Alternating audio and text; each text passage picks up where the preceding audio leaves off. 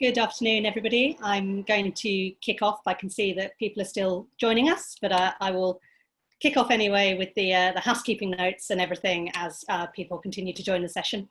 My name is Katie Jacobs from the CIPD, and I've been hosting our coronavirus series of webinars.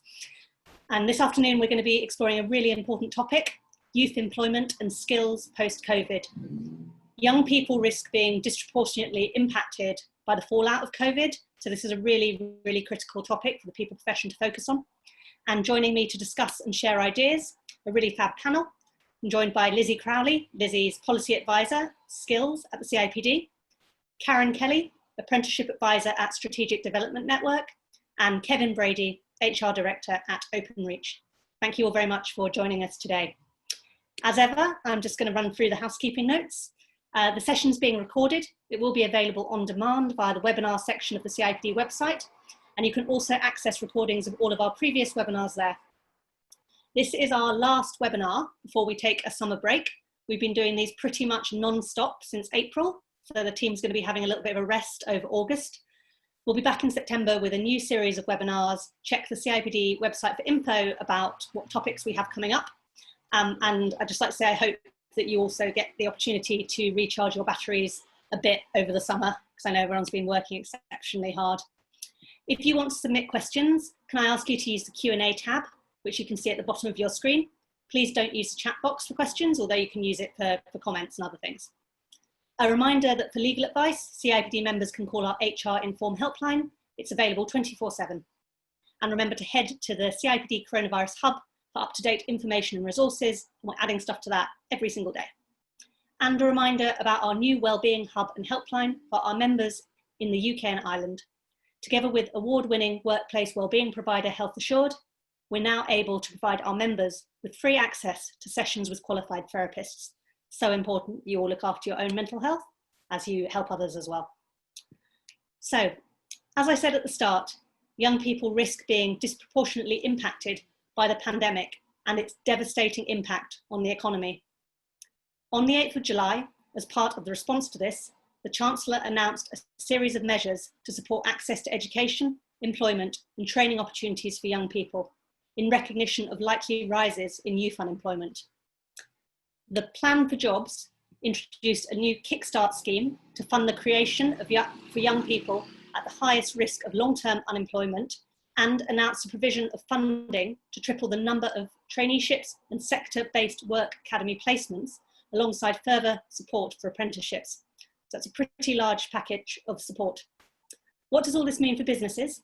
And how can people professionals ensure the new initiatives work well for young people? What are the practical implications for employees and training providers? And how can businesses more generally run effective youth employment programs? That's what we're going to be discussing today. First up, Lizzie is going to set the scene and talk about the government's plan for jobs and what it means for employers. Then Karen's going to explore the various options, placements, traineeships, apprenticeships in a bit more detail. And then Kevin will share how Openreach, which runs a really well-respected and well-established apprenticeship programme, has done it. And then we'll have a bit of a discussion, hopefully with lots of your questions. So that's it from me for now. I'm going to hand over to Lizzie to kick us off. Thanks, Lizzie. Thanks, Katie. So yes, as Katie mentioned, I'm just going to do a bit of scene setting and to have a little bit of a look at, what's been happening in the labour market, what the future might hold with regards unemployment and output growth, what this means for the youth labour market and some of the long-term consequences of youth unemployment, and then to summarise some of the government's announcements and, sort of what this means for business. So if we could just kick off, could we have the first slide, please? Thanks. So the economic output, as Katie said, is likely to be the economic impact is likely to be significant of the pandemic. The OECD recently predicted that the UK could be amongst the worst affected economies in the developed world. They forecast a reduction of 11.5% in output growth, in output over the course of 2020. This is significantly worse than the EU or the OECD average and outstrips the declines predicted for France, Italy, Spain, Canada, the USA and Germany, as shown in this chart. Can I have the next slide, please?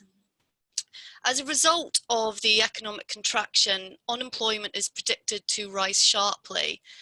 The OECD have forecast that the rate could, after initial peak, reach around 7.8% by 2021, and that's sort of roughly double the pre-pandemic unemployment rate. Yet the future shape of the pandemic is uncertain, and under a second wave scenario, they've estimated that it could rise to reach 1 in 10 of the economically active population by 2021 if further restrictions are necessary. Next slide, please. Young people, particularly those who recently left education, are likely to be particularly hard hit by the economic downturn. Indeed, early figures suggest that they bore the brunt of the fallout from the pandemic. According to research from the Institute for Fiscal Studies, young people were more than 2.5 times likely to work in sectors that were shut down compared to other employees. And the unequal impact is also backed up by research by the University of Cambridge, which found that younger workers were more likely to work fewer hours and earn less as a result of COVID-19 compared to other workers. And early indicators already show that it's feeding through into higher numbers of young people on universal credit and job seekers allowance.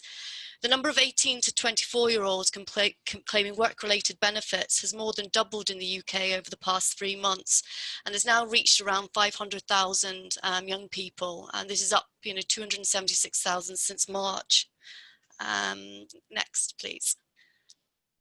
As well as bearing the brunt of in the short term, young people are also likely to be disproportionately affected in the longer term as the full economic impact of the crisis hits the labour market. Research from the Resolution Foundation has estimated the potential employment and wage scarring young people might face as a result of the downturn. Modelling the effect of high unemployment on education leavers' outcomes, they found that the employment rate of today's graduates are projected to be 13% lower 3 years down the line than they would have been in the absence of the crisis. And employment rates for mid and lower skilled workers were projected to fall even further. I mean, this is added also to the fact that a lot of non-graduate school leavers tend to begin their careers in sectors that have been forecast to suffer declines in the medium to long term anyway, such as hospitality and retail. The study also looked at the wage scarring impacts that this could have of the young people affected, suggesting sort of a 7% reduction in hourly pay 2 years out from leaving education. Next. So, as discussed, sort of a period of unemployment where young can actually have profound negative impacts, both on employment and future wages. However, the impacts of a period of youth unemployment when young go actually far beyond employment and earnings potential. And research, for instance, from the 1981 recession suggests that even 2 decades later, people who had a period of unemployment when young had persistent negative impacts. For instance, poorer life and job satisfaction, a higher incidence of poor physical and mental health, alongside increased likelihood of future spells of unemployment. So it's really incredibly necessary that we put measures in place to ensure that young people don't suffer these damaging long-term consequences. Next. So in recognition of all of this, the rise in youth unemployment and its damaging long-term consequences, on the 8th of July, the Chancellor announced a series of measures to support access to education, employment and training opportunities for young people. The measures, which are part of a broader package of support set out in a plan for Jobs 2020, included the Kickstart Scheme, which was £2 billion funding to create hundreds of thousands of new, fully subsidised jobs for young people aged 16 to 24 who are on universal credit and at risk of long-term unemployment. The funding covers a 6-month job placement at 100% of the national minimum wage for a minimum of 25 hours, and employers are able to top up wages if they want to. £111 million to triple the number of traineeships to over 30,000. Employers will be given a £1,000 bonus for each trainee they take on, up to a maximum of 10 trainees per company. And alongside this, a package of incentives to boost the number of new apprenticeship placements. So employers who take on a new apprentice in the next 6 months will be given a £2,000 bonus for recruiting one who is under the age of 25, alongside 1,500 for an apprentice who is aged over 25. And this is on top of existing apprenticeship incentives, which include £1,000 payment to take on a 16 to 18-year-old, rising up to 25 years old for those on a health and care plan. Next, please. So these measures are obviously very, very welcome, given the likelihood of high rises in youth unemployment and the damaging long-term consequences this can have on young people's future employment prospects. However, they're only likely to be effective if they lead employers to create additional jobs, apprenticeships, or work placement opportunities over and above what they plan to do in the absence of these measures. On Kickstart, evidence from a similar programme introduced to tackle youth unemployment in the last recession shows that effective employer engagement is absolutely critical to the success of this programme. Previous schemes, for instance, struggled in the past because employer take-up was low or largely limited to low-paid opportunities in the public or charitable sector. This programme may face similar difficulties if it fails to engage with the private sector, especially at the local level. So the government will need to draw on local partnerships and networks to make it work for young people and smaller businesses in particular. There also needs to be consideration of the support that is in place for young people to prepare for what happens after the scheme ends, because it's not a free pass to a permanent role after the 6-month placement is finished. The pledge to double the number of work coaches in Job Centre Plus, will help to a point, but will only go so far if people cannot access training and development opportunities as well. And the government needs to do much more to support investment in lifelong learning if it's really serious about helping people reskill and upskill to find work as we go through this period of significant change. Our research released today, which looked at some of the short-term and long-term measures needed to strengthen the apprenticeship pathway for young people, shows that whilst the new incentive measures to boost the number of apprenticeship opportunities are welcome, the lack of targeting, for instance, on small employers who are less likely to engage with the system, means that the programme could risk considerable deadweight. That is, providing funding for apprenticeships that would have happened in the absence of the scheme. And evidence from a similar scheme launched during the last recession suggests that it would have perhaps been a better use of public funding to provide more generous incentives to SMEs to take on young apprentices. The HR community will be critical to the success of all these measures and ensuring that they work not just for young people involved, but also more importantly for the business. This means understanding how they fit into workforce planning strategies and address recruitment and skills challenges, as well as ensuring that effective support is in place so that young people and businesses get the most out of the placement, traineeship or apprenticeship. This could include, for instance, effective mentoring schemes alongside, ensuring that line manager support is in place throughout the course of the placement. Yet, even if organisations aren't able to engage with these schemes due to, for instance, not being able to, recruit additional individuals, there are other ways that the profession can support young people during this challenging time and help them navigate the increasingly complex world of work and find jobs and fulfilling careers. Launched initially because of high youth unemployment during the last recession, thousands of CIPD members have given up their time to provide mentoring support to young job seekers, as well as parent returners via our Steps Ahead mentoring scheme, helping hundreds of young people fulfill their potential and find work. And we are gearing up to relaunch this scheme this autumn. With high youth unemployment on the horizon, it's never been more important to come together to bridge the gap between education and the workplace and to ensure that everyone is equipped with the skills they need to enter and progress in work. Thanks. Thanks very much, Lizzie. That's a really brilliant, if slightly bleak overview, and then a really great call to arms at the end. I'd like to hand over to Karen now, who's going to kind of dive into those options in a little bit more detail. So over to you, Karen. Lovely, thanks Katie and Lizzie. So if we can pop to the first slide, that would be great.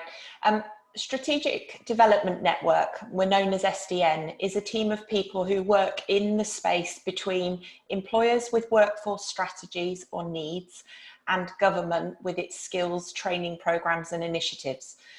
And I guess you could probably describe us as a translation service that takes policy and helps turn it into practice and makes it operational.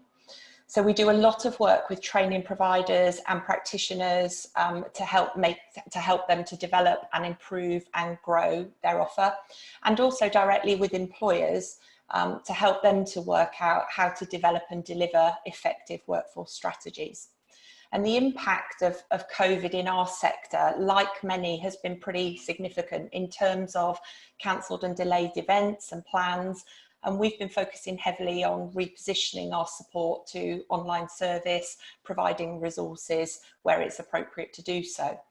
But we've also seen much of the apprenticeship teaching and support provision progress about 4 years in 4 months, I would say, as colleges and universities and training providers move quickly to continue to offer apprenticeships virtually to furloughed apprentices or to those who are working from home.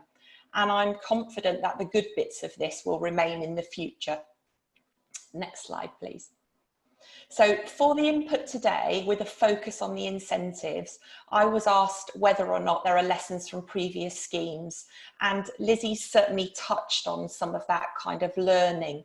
But my angle, if you like, is around, I think my advice would be to ensure, for businesses to ensure that the new measures work well for both young people and employers is about keeping the decisions business driven, not the incentives being the driver.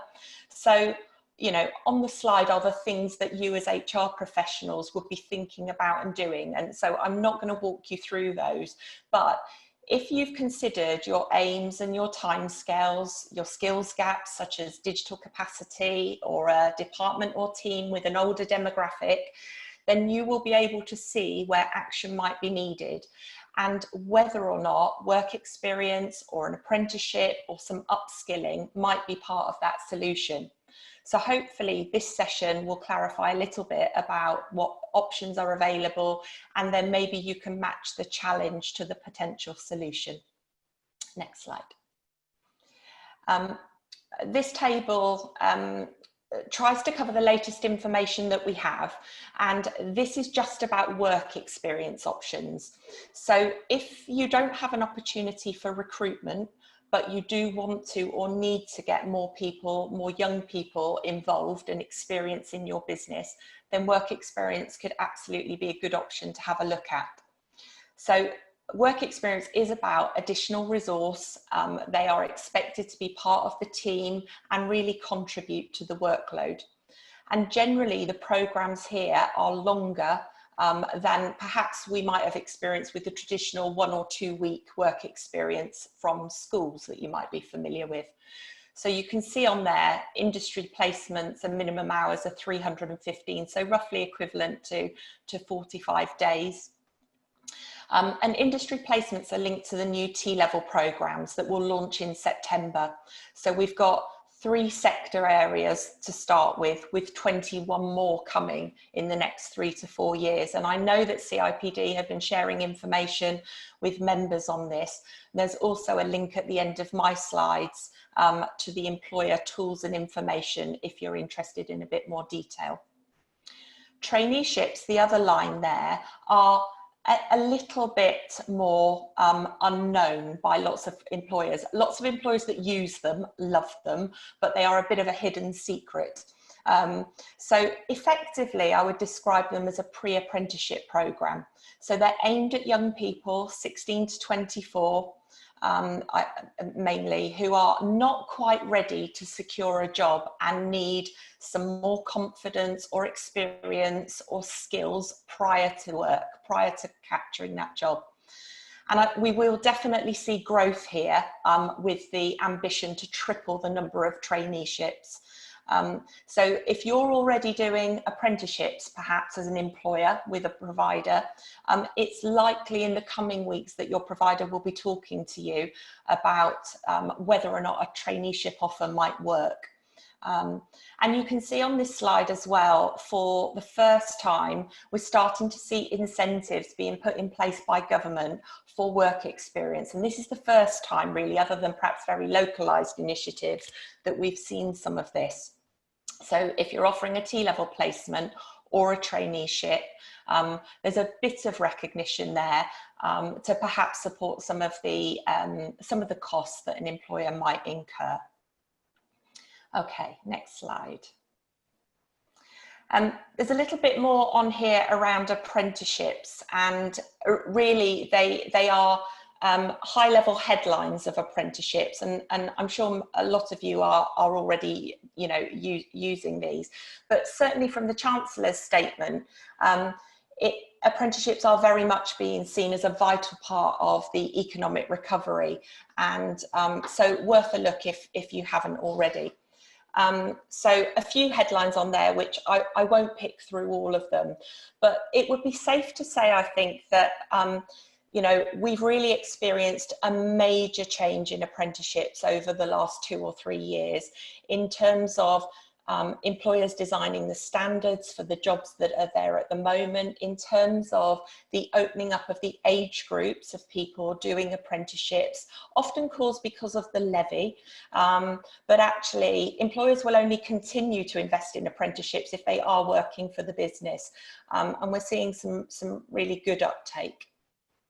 A couple of points probably worth picking up on there are around things like because we're talking about young people, if an apprentice is under 25, then employers generally will not pay national insurance contributions, which is quite a significant saving, unless an apprentice is earning the upper earnings threshold, which most aren't if they're new recruits into apprenticeships, certainly.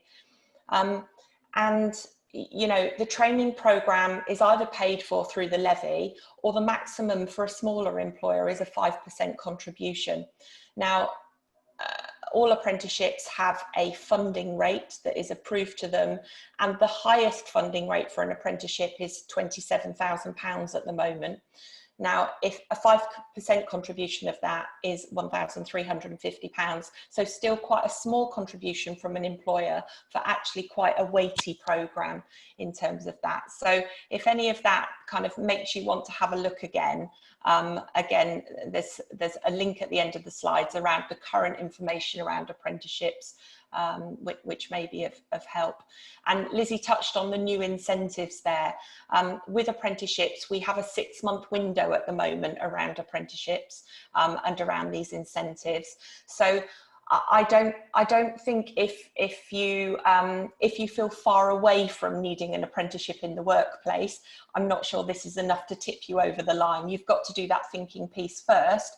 But actually, I think the incentives are a good nudge. And may well support employers to think, actually, we could do something useful with that money. It might pay for PPE. Actually, some of our new apprentices are going to need to work from home a little bit. Actually, that would fund a laptop. You know, there are various ways I think that money can be used. Okay, next slide.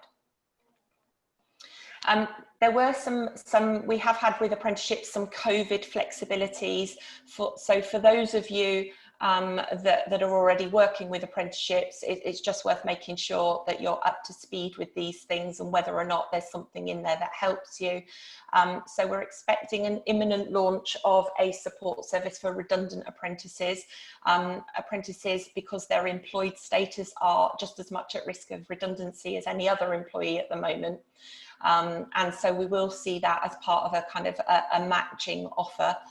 And also DWP working in partnership a little bit with ESFA around this space to open up universal credit for redundant apprentices quite quickly. So again, support mechanisms. I think some of the other areas are around flexibilities if you've already got apprentices on programs. So those might be things to make sure that endpoint assessment can continue to happen and we don't end up with a big block in the system around that. We've seen some flexibility around functional skills and those kind of things, and a little bit more that employers can do and kind of get involved in, which is kind of, you know, giving you the control to make the right decisions, I guess, for your apprentices that you have in place. Okay, next slide. Kickstart, I don't think I need to say anything really more about. Lizzie covered what is known. What is on my slide and Lizzie's slide is what is known. We know that DWP are working hard on this. I think my only little bit of counsel might be thinking really carefully about the individuals that this programme will be aimed at, and these are individuals that are not apprenticeship ready. If they're apprenticeship ready, they will be going into apprenticeships.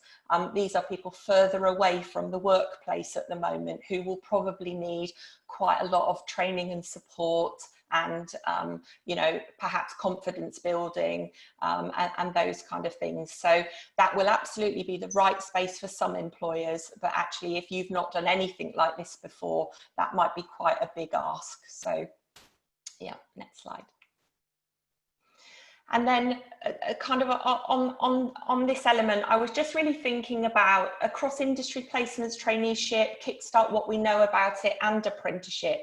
There are a few items on the slide there that you can see, which might be some of the potential benefits. And it's not exhaustive by any means. But actually, I think I would defy any employer to see something in there that didn't tick a box for them, that didn't make them think I could make use of that, or there might be something in that of interest. So I think whilst the incentives may not be extensive, they are welcome. And I think they are another reason to perhaps have another look. If you've written some things off in the past around recruiting young people is too hard, you know, it didn't meet my expectations, I would hope that actually there might be some things in there that perhaps just might encourage you to have a look again and see whether or not there are ways to make it work. And always talking to other employers about why they do what they do. And it's great to have Kevin on the call next, because I'm sure we'll get some of that insight from him as well. And my last slide, I think, or penultimate, just some considerations there for employers. So I think, like anything, in order to get, or in order to achieve benefits, there are always going to be, you know, some considerations to make or some investment in terms of doing it right. Often I think around this space, it's about time investment and commitment rather than kind of needing to secure a specific budget. And I'm not saying that hasn't got a cost, because obviously it has, but actually it is about, you know, kind of finding the drivers, which takes us back to that. What's the business need? Why would we want to do it? And kind of really weighing up. But actually the incentives, you know, can be now used to support all of those things. So if perhaps some of your internal discussions, you know, are about, well, isn't that going to cost us? Why should we do this now? Why would we find some energy or some initiative for this? Actually, the incentives might be enough just to encourage, you know, that little bit of consideration. And my final slide, which is not for now, but is just some of those links. What I've put together is slides that land you on the employer pages. So actually, hopefully you won't get lost in a loop of government information targeting other audiences. So hopefully that's helpful, and our contacts are on there as well, if that's useful. And I'll hand back to you, Katie. Thanks so much, Karen. That was incredibly useful. And when we make the slides available later this afternoon, everybody will be able to download them, and then those links will be live for you. Got some questions coming in. Please do keep them coming in, and we'll come to them after Kevin has brought this to life through a case study of what they've been doing at Openreach. So over to you, Kevin. Great, thanks, Katie. Hi, everyone. Openreach is probably one of those organisations you think you've heard of, but you're not quite sure. The good news is hopefully you're connecting today over one of our broadband connections, or using a mobile device that we've underpinned with our fibre. So actually we run the majority of the UK infrastructure for telecommunications. We connect over 30 million customers in the UK. And actually, if you're not just a BT customer, where people think, although we're owned by BT, we actually provide services to Sky, Vodafone, TalkTalk, and a variety, over 600 service providers in the UK. The reason I think Katie's asked me to talk today is that actually last year we were, I believe, the largest private sector recruiter of apprentices in the UK, and we recruited over 3,500 apprentices. So if you want a compelling case for why apprenticeships are good, I hope we are actually quite a useful case study for everyone. Let me start though with my take on COVID as an HR director for a large organisation with close to £5 billion worth of turnover. We are fortunate in the sense that the services that we provide are critical. So we've carried on trading, we haven't used furlough, but our revenues have been impacted, and some of our investment cases are clearly impacted by what's going on in the economy, and we're not immune to that. And I'm conscious that many of you on this call will be working in sectors that are much harder hit, and you're making real tough decisions around redundancies and right-sizing your organisations. And we've had some of those conversations as well. So having a conversation about should we go and recruit, I know within my own organisation, that's quite a challenging thing to do. We've got controls around recruitment at the moment. But as an organisation, we have decided we are going to carry on with our commitments around apprenticeships this year. So we intend to recruit around 1,000 new apprentices into our organisation.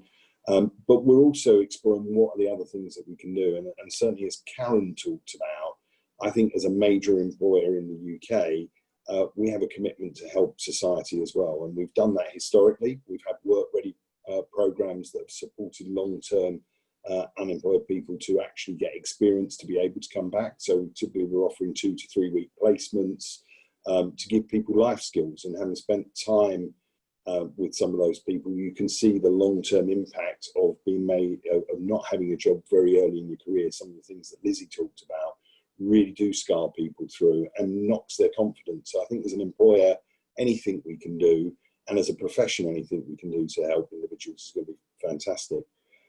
But I also think there are things like the trainee programme where we're now exploring to say we're not quite sure how COVID is going to pay through in the next 3 months, 6 months, 12 months, and what's the long-term impact on our business.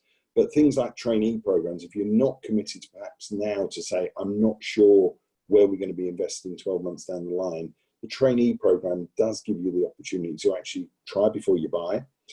It does give you the opportunity to get people in and train and be productive, and also gives you the opportunity to not wait, because I think at the moment, my take, and certainly we've seen it through our recruitment drive at the moment, the volume of applications and the quality of people who are stepping forward is fantastic. So it's a really difficult sell, because my CFO spends the whole time saying we can't afford anything.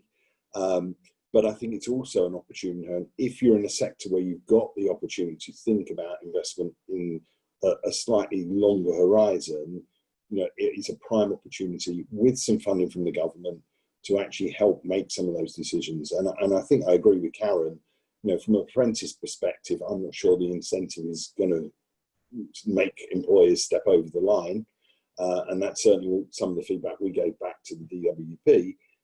But I think in the context of some of the other programs, actually it does make us think that, is there more we can do? Is there more to actually begin to do the pre-apprentice programs to give people life skills, build their confidence, and hopefully give us a pool of brilliant talent that we can bring into our organisation as hopefully the economy begins to come back. And I think that's probably one of the challenges about how quickly it will come back. But I think we all have to believe that we will come out the other side. And I think my experience over 25 years in the profession, often you stop things like graduate programs, you stop things like apprenticeship programs, and you never bring them back quickly enough. And I think as HR professionals, it's really important that we're sharing that view with our management teams and actually having that conversation, even if it's quite a difficult time. So I think this is a difficult subject. I see the pain. I speak to colleagues and friends who work in other organisations, but there are definitely employers there who are at the moment protecting cash because they're not sure where the revenue is going to come from. But perhaps now is the opportunity, if you've got that flexibility within your P&L, to begin to think about, are there some of these schemes that can help us as an employer, help us as a business, perhaps give something back in society as well. So I think that would be my pitch, Katie, in terms of the benefit. And we know as an employer, our apprenticeship program, I'm immensely proud of. You know, we've got over 93% retention rate through 12 months. We've seen our engagement scores from our apprentice program running in the 90s, and we know the reaction of the long-serving employees who are able to share their skills and experience. They love it as well. So, you know, I think it's really important, you know, that you don't just wait for these things to happen. You're thinking ahead in terms of your strategic workforce plan. So I'm happy to take any questions. Thanks very much, Kevin. We will come on to Q&A now. So I've got a few questions coming, a few that we prepared in advance, but please do keep them coming in. I'm just going to ask a few quite practical ones that have come in about the various schemes, are probably more appropriate for you, Karen, and Lizzie. Is there further qualification around young people at risk of long-term unemployment? Do they have to be unemployed for a specific period of time to be eligible? So Karen, can you kind of maybe give a bit more detail on the eligibility for these schemes? Yeah, so with traineeships in particular, the eligibility has been broadened, and so somebody could already have a level 2 or a level 3 qualification now and still do a traineeship if actually, you know, they still needed some work experience or some confidence building or whatever. They might do qualifications during their traineeship. It's not a specific requirement. It's much more about the individual and their career plan. So that will be determined with the training provider around what should happen. With Kickstart, we don't yet know. Kickstart, the kind of policy area, talks about training and support, but no further detail to that. But I would anticipate that, you know, if qualifications were relevant, that absolutely that could be something that would happen. And again, whether or not they have to be unemployed for a period of time, there's a little bit of information that generally people are unemployed for 13 weeks before they start to work with a work coach and things. But certainly DWP colleagues are looking at this really closely at the moment, and they won't want to hold somebody in 13 weeks unemployed if actually there's a good match for an opportunity through those things. So that's a bit of a messy answer because there's not quite as much detail, but I think the desire will be there, and the rules around it will vary slightly. And do you know when we'll expect to see more clarity? So DWP, certainly around Kickstart, are hoping to have some more detail from August onwards, with Kickstart beginning in the autumn is what we've got signalled at the moment. And for traineeships, we're expecting more of the detail of that in August as well. So pretty imminent for both of those things. Thank you. Lizzie, we had somebody questioning they're not really sure what a T-level is. Could you shed some light in case some other people also aren't sure? Yes, yeah, of course. So essentially T-levels are the government's new alternative pathway to A-levels. So young people will be able to make a choice, either whether they go down the A-level route or whether they want to choose instead to go down the T-level route. So T-levels are level 3 programs, so they're equivalent to A-levels, and they're focused in occupational areas, and they contain a learning program alongside a significant work experience element. And so it's the work experience element that obviously is very critical to engage the HR profession around. So there's 3 new T-levels launching this September. I think it's the digital construction and, sorry Karen, could you education and childcare. Education and childcare pathways, and then the other T-levels will be rolling out over the course of the next few years. Interestingly, there is going to be a T-level in HR, so we've been closely involved with the developing of the occupational standards for that pathway. So yes, no, it's really something we've been calling for a long time, so we can have a really strong alternative pathway into the labour market that's not just every young people having to do an A-level and then go to university. So yeah. Thank you. I'd really like to know about how you do all of this stuff remotely. So whether that's onboarding young people, whether that's integrating them, whether it's offering internships or work experience placements. Kevin, any kind of practitioner viewpoint on how you've changed how you bring people on? Yeah, I mean, I think we're fairly traditional, or we were fairly traditional in the way that we recruited. So we used to do recruitment via online interviews, video interviews, but then bringing people in for assessments to test their practical skills. We actually moved through COVID all of our assessment online, and we've been doing virtual assessment centres, which has been quite interesting, and I think we've learned quite a lot from that. And if you think that we are recruiting in almost every town and village in the UK at some point, I think there's some learning from that we can take forward. And then on the onboarding, again, we've had to close down. We've got 12 regional training schools around the UK, which all closed down. We reopened, we've begun to reopen with limited occupation at the back end of May. But again, we've put all of the induction online. We've actually pre-prepared our trainees as they come in, and I think actually the feedback from the candidates has been fantastic. A, because we've honoured their employment, but B, because actually they're learning in advance, and therefore they've got an accelerated learning when they've come back into the training schools. And we're actually looking at some of the more practical courses where there are external standards that always require paper-based assessment and physical assessment. And actually a lot of those training standards have moved online, and we think will remove a lot of the need to bring people in off of the park and learn in a classroom where they can actually be assessed remotely and hopefully, you know, show in real time the work that they're doing. Lizzie, Karen, any thoughts on that? I think I saw an article yesterday about a number of work experience placements being cancelled because people just aren't really sure how to do it, get it right. We have seen a lot of that, and I think everybody who's been involved in careers advice and, you know, both from the school sector all the way through to employers are looking and working quite hard on how can they create a virtual experience that actually feels as stimulating as a physical experience. And I think that's the challenge. How do you get the culture to come across, which is much more difficult with that virtual. We've seen, and I've sat on various webinars, as I'm sure other colleagues have, over the last kind of number of weeks with employers like Kevin kind of talking about what they've done, and there certainly are good examples out there.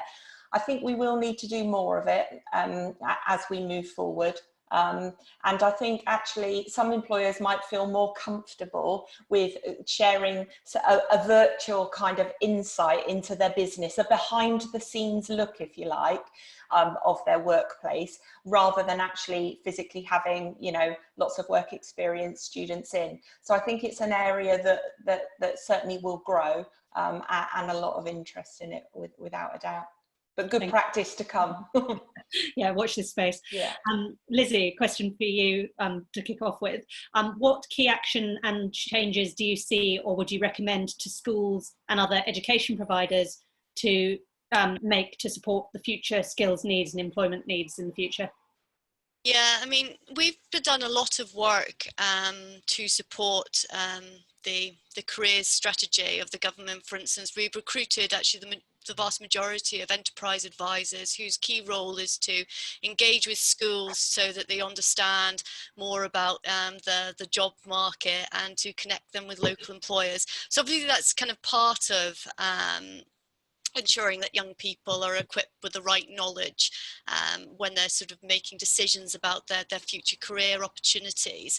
In terms of some of the more short-term work, particularly focusing on young people who are at that transition point, either between, you know, sort of leaving education and going to sort of college or university, or considering about how you move into the world of work, is obviously sort of quite challenging, particularly at the moment. So, I mean, I think there needs to be obviously quite a big sort of communication push so that young people understand the range of opportunities available within organisations, and also the types of training and skills development they could do potentially if they can't access work.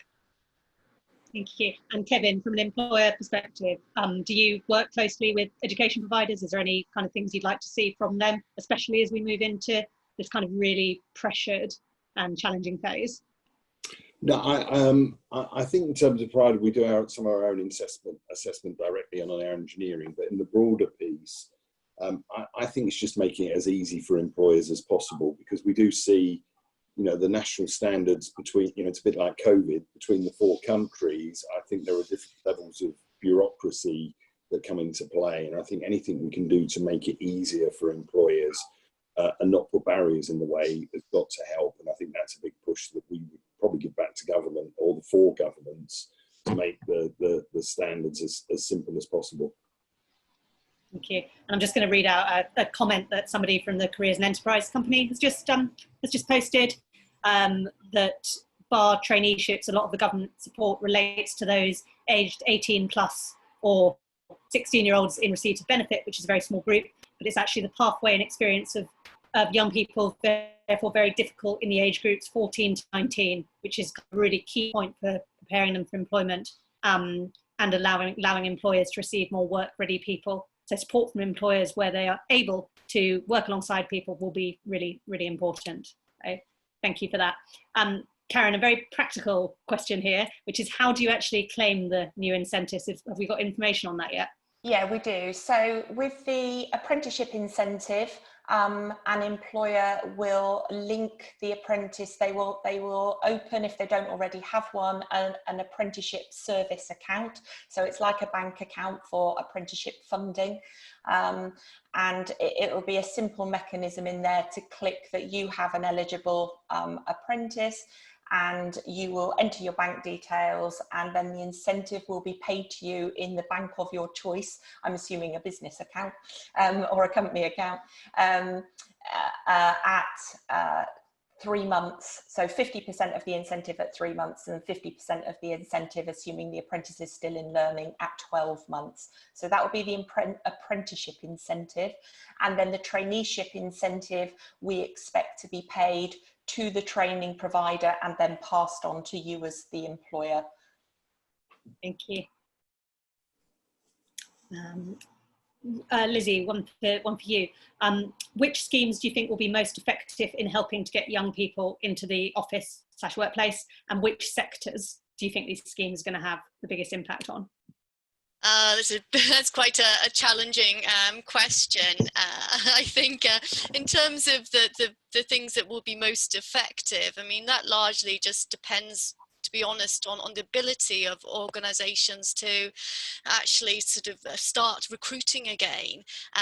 So, you know, it's obviously tied into what's happening with the economy, whether we need to shut down or go into further restrictions. So that's quite a difficult question to answer. I think looking at some of the previous schemes from other recessions, though, we know that the wage incentives for apprenticeships weren't really that effective in the short term to actually getting people involved, because it is a considerable commitment to take people on for a substantive learning journey. So it's not, you're not going to be able to get someone who's able to be productive, or you know, for quite a period of time. They estimate around 6 months. So the Future Jobs Fund, though, which is quite similar to the Kickstart scheme, was actually really effective in actually getting a lot of employers to recruit people, because it's considerably larger in terms of the level of incentive than the apprenticeship one. So it is paying the wages for a considerable period of time. But again, as you know, Karen did mention, we don't really have full details of the types of you know, sort of individuals who might be going through that route. It is focused on universal credit claimants who are at risk of long-term unemployment. So again, that might depend on how attractive those individuals are for employers to take on, and the amount of work that employers might need to do, for instance, in the kind of onboarding and the initial training aspect, if those young people, for instance, have had no previous experience of work. So yeah, it's quite a difficult question to answer at the moment. I think time will only tell as we begin to see what employer take-up looks like. Thanks for giving it a go, Lizzie. I've got an interesting question here about the supply chain. So the specific question they've asked is about transferring a proportion of the levy from the employer supply chain to address skill shortages. But if I widen that out slightly to talk, Kevin, could you give some thoughts? It doesn't necessarily have to be whether you're doing that or not, but on how you're actually working with your suppliers on skills.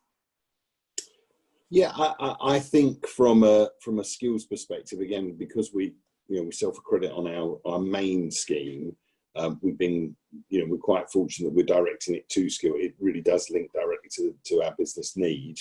I think what we are trying to do though is prioritise the needs of the business. I mean, I think Karen made the point. Whatever investments we're making can't be as almost like a charitable donation. We're doing it because it's made to align to our priorities. And for us, we're investing quite heavily in the UK in building the full fibre UK, and that means we need skilled people. The great thing is there isn't a pool of ready-made fibre telecoms engineers sitting there waiting to build the network. We actually have to go and invest as an employer and make the investment to create those skills, and hopefully that will be good for us and hopefully good for the UK economy in the medium and long term, because they're well-paid jobs, and we're teaching skills from people. We take people from all kinds of backgrounds, not just school leavers, but all the way through to career changes in their 60s. We had a number of people last year that we recruited who are ex-military, and I think that's, for us, it's got to come down to the business need and spending that money wisely, I think. Okay. Karen, have you seen any examples of people working effectively? Absolutely. We're seeing quite a lot of interest in levy transfer, probably more so over the last 12 months than previously. And I think that's because the larger employers now have got their head round how much is in their levy pot, what they're likely to spend, what do their future needs look like, and what's left, if there is something left. So they are looking at whether or not there is something useful that they can do that. So rather than giving it back to government and government spending it, it will still get spent on apprenticeships, but actually the employer doesn't have any control over that. What it allows the employer to do is think, do we have some corporate social responsibility kind of targets that this would help? Do we have a particular interest in our local economy because that's where we're based, and can we target some of that supply chains as well as you've mentioned and is in the question? So there are quite a number of cases now, and there are definitely case studies available.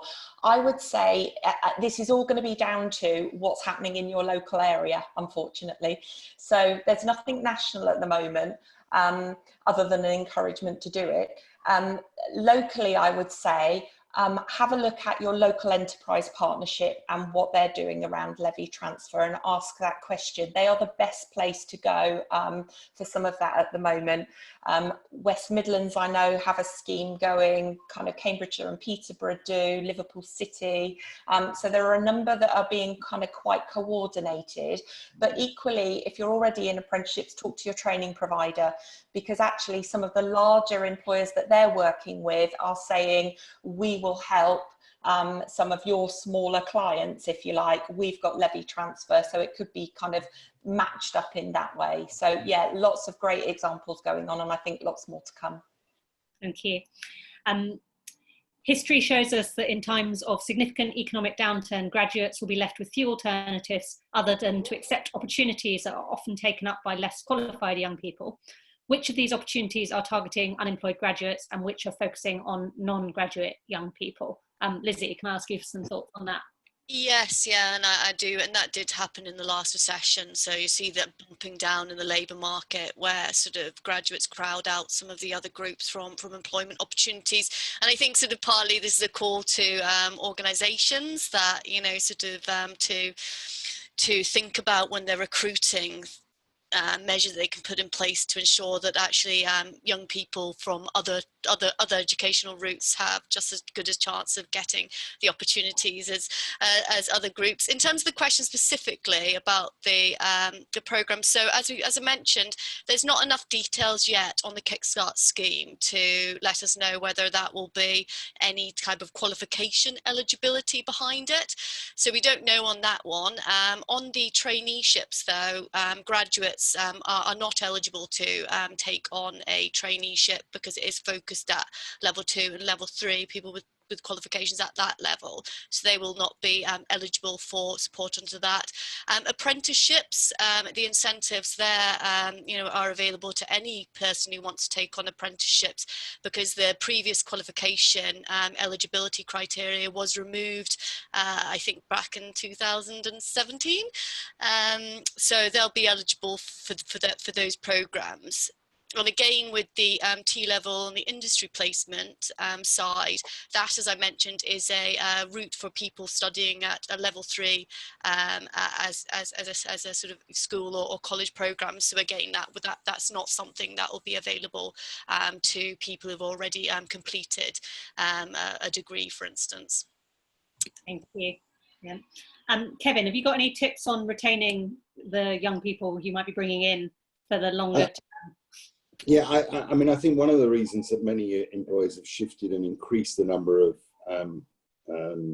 apprentices coming in to become graduates is because of the stickiness. I mean, I think actually our apprentice pool, we are taking raw talent, really raw talent very often, and I think there is a desire to want to repay some of that by the employees we have. And I think actually it comes down to good training, good investment, and career prospects. And I think that's one of the things we've invested quite a lot in, is figure out what's our career path. So historically, we had a pretty flat structure, which meant you came in as a trainee engineer, you became a qualified engineer, and if you wanted to go into manager, it was fine. What we've started to do is actually say, build your skills and actually build your capability, and therefore there's more of a career path for people who don't want to go into management. And we're finding that's resonating really well, because lots of our people just want to do a brilliant job, and they want to learn, and they want to keep learning. And I think if you're working for an organisation where you get the basics right, you're paying people a decent wage, you're giving them flexibility, and you're investing in building their skills, then actually, you know, employees want to stay with you. And I think that's probably the basis of any retention strategy, is really, you know, create an environment where, as an employee, you work in an organisation you enjoy, you feel rewarded, and you feel that, you know, you've got opportunities to learn and grow. And if you get those things right, then people will stay. Thank you. Karen, I can see you've already typed an answer to this, but I'm going to ask you to say your answer out loud to others as well. Are traineeships available across the whole of the UK or just in England? Okay, so traineeships and the way that the apprenticeship model that I've described, both of those things are England only. So education is a devolved policy area, which means that England makes its own decision on its programmes and how it funds things. And the other areas probably have similar programmes, but potentially called other things. So, yeah. Thank you. I'm going to bring it to a close there, because we are out of time. Thank you so much, Karen, Lizzie and Kevin, for taking part, for sharing your thoughts and stories, and for answering quite a lot of questions. Thanks everyone for asking those questions as well. The webinar and the slides will be available on demand from this afternoon. We won't be sending an email about them, but you'll be able to just find them on the CIPD website, alongside every other webinar that we've done in the past few months. If you're interested in more on this topic, just want to flag that we're running a session on the 16th of September via our social impact team on the role of the people profession in youth employment. So look out for announcements via our social channels about how you can sign up for that.